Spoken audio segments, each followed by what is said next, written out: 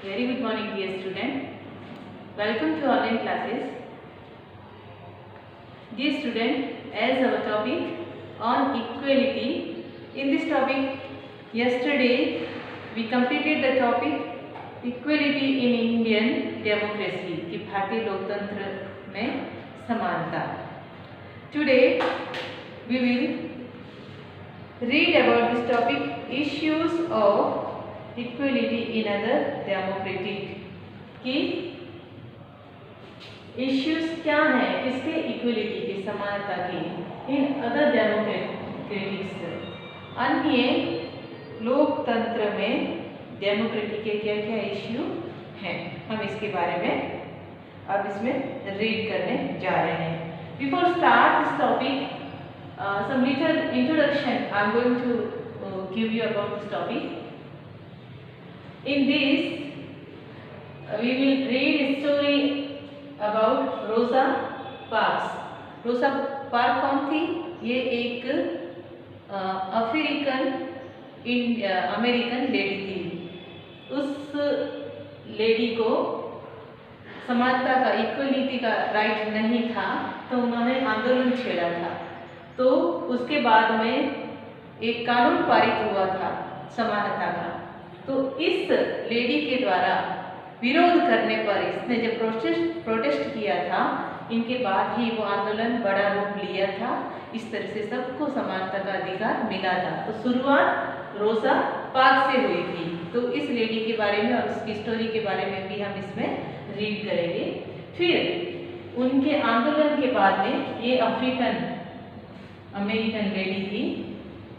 उस आंदोलन के बाद में एक एक्ट पास हुआ था, सिविल राइट्स मूवमेंट, मीन्स नागरिक अधिकार आंदोलन. ये इस महिला के द्वारा प्रोटेस्ट करने के बाद में ही नागरिक अधिकार आंदोलन शुरू हुआ था और फिर समान नागरिकता का अधिकार सबको मिला था. रोसा पार्क्स की स्टोरी पढ़ेंगे. इससे पहले एक और things I want to speak about African American. ये अफ्रीकन अमेरिकन क्या होता है? मीन्स अफ्रीका के कुछ व्यक्ति, जो उन व्यक्तियों का जो नेटिव प्लेस था उनका अफ्रीका था. तो ये इन व्यक्तियों को अमेरिकन व्यक्तियों के द्वारा, जो अमेरिकन थे, उन्होंने क्या किया, अपना स्लेव बनाकर, किनको, अफ्रीकन को अपना स्लेव बनाकर इनको अपने साथ ले गए. कहाँ? अमेरिका में. वहां पर ये व्यक्ति कौन, अफ्रीका वाले व्यक्ति, वहां पर जो कार्य अमेरिकन के द्वारा दिया जाता था वो कार्य वो करते थे. धीरे धीरे कार्य करते हुए अत्यधिक वर्ष बीत गए. फिर इन लोगों को अमेरिका की नागरिक, मतलब वहां पर वो रहना शुरू कर दिया था. फिर उसके बाद में इनके जो नेक्स्ट जो जैसे वंश बढ़ा था, इनके जैसे बेटे बेटियां, इस तरह से जो इनके जो व्यक्ति थे इनसे पैदा हुए, तो वो भी बड़े हुए थे. तो पहले इन लोगों के साथ, अफ्रीका वाले लोगों के साथ अमेरिका की लोगों द्वारा भेदभाव किया जाता था. लेकिन इनके बाद में इनकी जो दूसरी पीढ़ी थी, जो इनके बेटे बेटी और जो इनकी संतान थी, उनके साथ भी जैसा व्यवहार इनके साथ हुआ था, ऐसा व्यवहार उनके बेटों बेटियों के साथ में भी होने लगा था. तो रोसा पार्क्स भी वो इसी तरह की महिला थी. तो उन्होंने इसका प्रोटेस्ट किया था. तो इस स्टोरी के बारे में, और ये अफ्रीकन अमेरिकन क्या होता है कि अमेरिकन के द्वारा अफ्रीका के लोगों को अपना गुलाम बनाकर अमेरिका में ले जाया गया. लंबे समय तक अमेरिकन व्यक्तियों की सेवा करते हुए या कार्य करते हुए अफ्रीकन व्यक्तियों के जो संतान पैदा हुई थी, उनके साथ भी अत्याचार हो रहे थे. किसका अत्याचार? असमानता का. इसीलिए इस रोसा पार्क्स ने क्या किया था? प्रोटेस्ट किया था. तो इसके बारे में हम आज इस टॉपिक में अध्ययन करेंगे.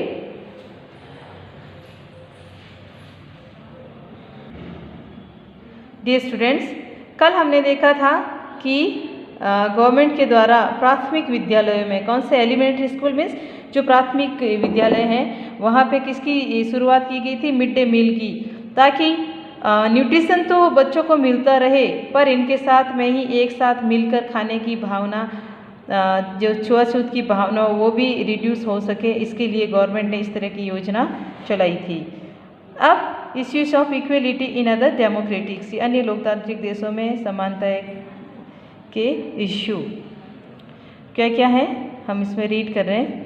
इन equality remains an important issue in many parts of the world, means असमानता, असमानता क्या है, एन इम्पोर्टेंट इश्यू मतलब ये बहुत ही इम्पोर्टेंट इश्यू मीन्स मुद्दा है, इन मैनी पार्ट्स ऑफ वर्ल्ड, संसार में अलग अलग, संसार के अनेकों भागों में असमानता एक बड़ा मुद्दा है। इन यूएसए, अब यूएसए में African American community suffered because of discrimination by law, USA में अफ्रीकन अमेरिकन मीन्स अफ्रीका के व्यक्ति जो अमेरिका में जा कर के सेट हो गए थे, मतलब बस गए थे,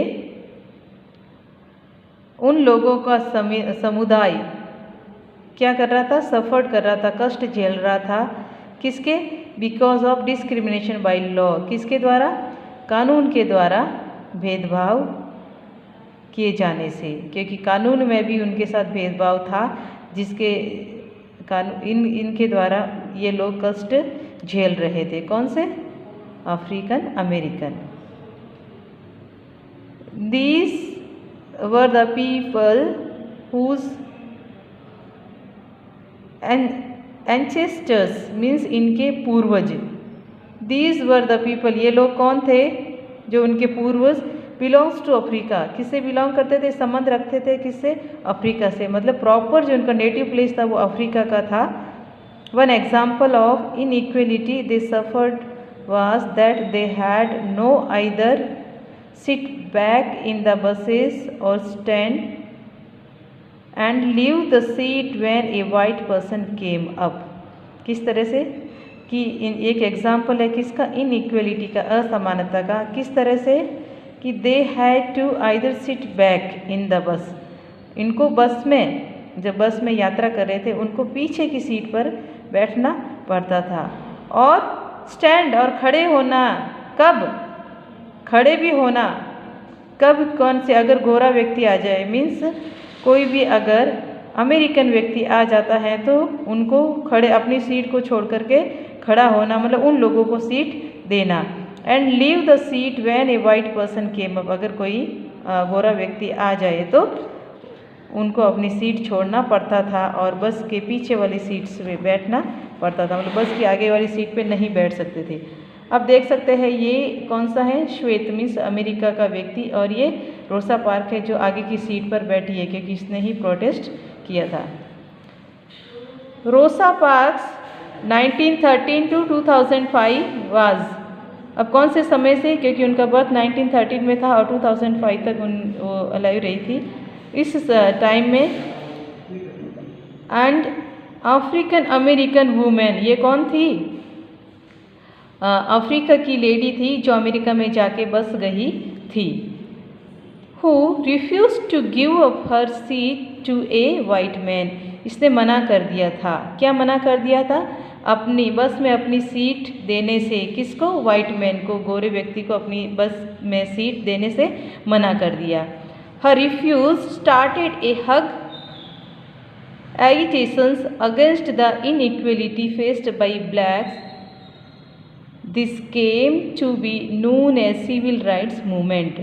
अब हर रिफ्यूज, उसका मना किया हुआ, जो उसने मना किया था वो स्टार्टेड ए हग आंदोलन, बड़े आंदोलन का रूप ले लिया था। ह्यूज एगिटेशन मीन्स बड़े आंदोलन का रूप ले लिया था। अगेंस्ट, किसके अगेंस्ट में, इनइक्वलिटी, असमानता के विरोध में।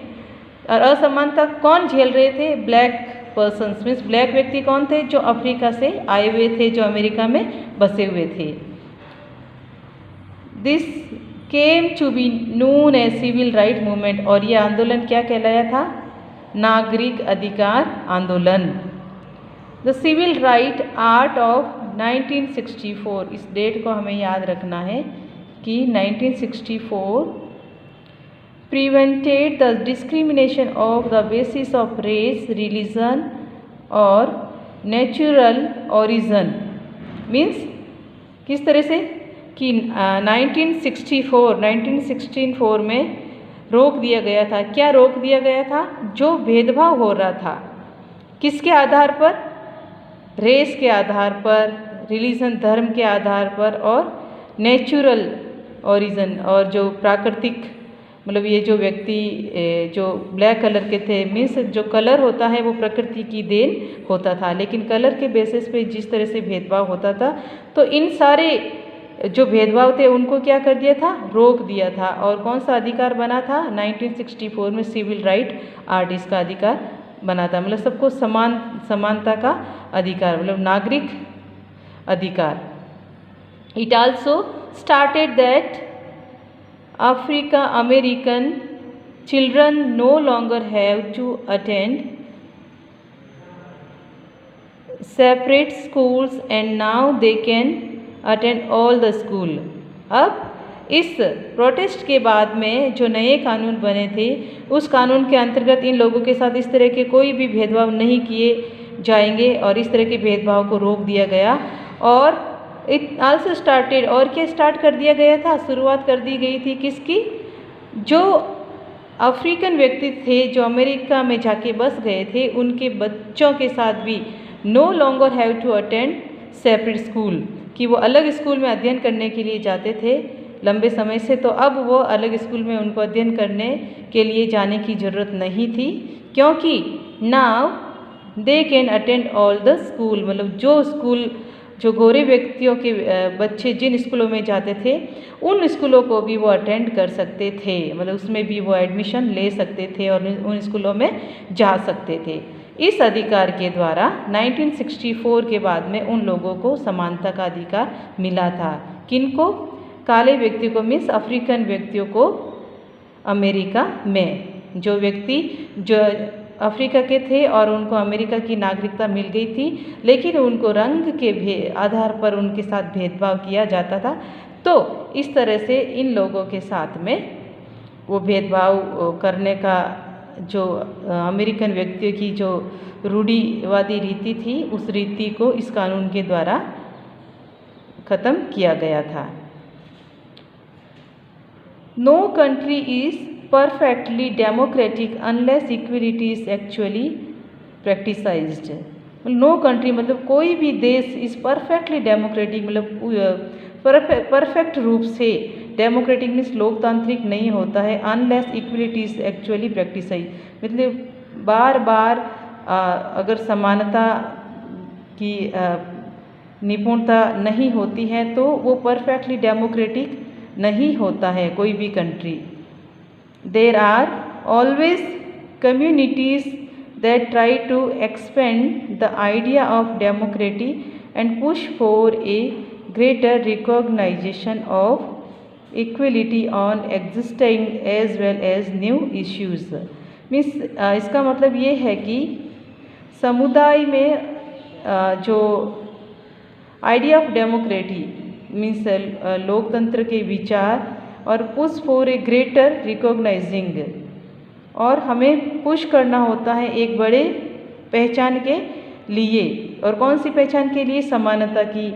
On existing as well as new issues, जैसे जैसे नए नए इश्यू आते हैं तो सब लोगों को समान अधिकार दिलाने के लिए बार बार ट्राई करना पड़ता है। किसमें? डेमोक्रेसी में, ताकि सारे समुदाय को एक समान रूप से अधिकार मिल सके और समय समय पर चेंजेस होना ज़रूरी होता है। इस तरह से हमारा ये लेसन फिनिश हो जाता है और कीवर्ड्स एक्सरसाइज हमने कंप्लीट कर ली। इनके बाद में इनके जो भी क्वेश्चंस जिनके लॉन्ग आंसर्स है, think and write these all questions and their answer we will finish as soon as possible. I request you students, this chapter also you read at your home and do well practice. Thank you. Have a nice day.